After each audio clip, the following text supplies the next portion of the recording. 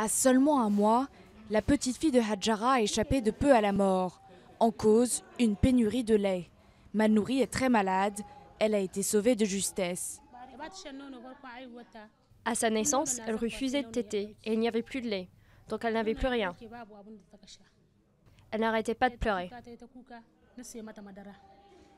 Mais le cas de cette petite fille est loin d'être unique. Dans cet hôpital de la capitale nigérienne, Niamey, les admissions en urgence de bébés pour cause de malnutrition sont monnaie courante. Et cette année, on estime qu'1 million d'enfants nigériens seront affectés. Ce problème de santé majeur s'explique par les pénuries fréquentes de nourriture, de mauvaises conditions d'hygiène et une méconnaissance des règles de nutrition de base, surtout en ce qui concerne l'allaitement. Parce que les mères, ils ne savent pas à quel âge il faut célébrer les enfants. Par exemple, maintenant, selon nos coutumes, dès qu'une femme tombe en grossesse, si elle allait, systématiquement, c'est la grand-mère qui vient, elle arrache le petit pour l'amener avec lui.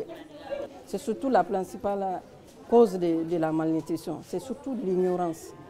Le Niger a le taux d'accroissement naturel le plus fort au monde. D'ici 18 ans, sa population de 17 millions de personnes devrait doubler. Pour ceux qui combattent le problème de la malnutrition, l'enjeu est de taille. La réponse médicale doit être adaptée. Avec l'expansion, ça va être une situation insupportable si on se limite seulement au traitement.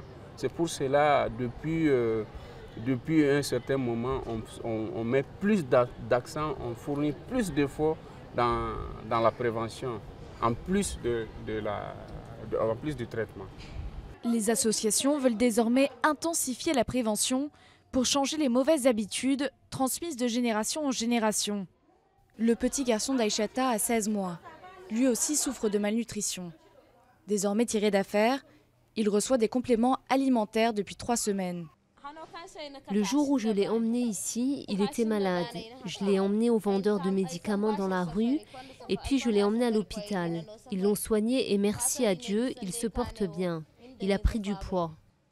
Alors que le pays se concentre sur la lutte contre le groupe terroriste Boko Haram, les travailleurs de santé savent qu'ils font face à une bombe à retardement démographique et qu'ils sont engagés dans une course contre la montre.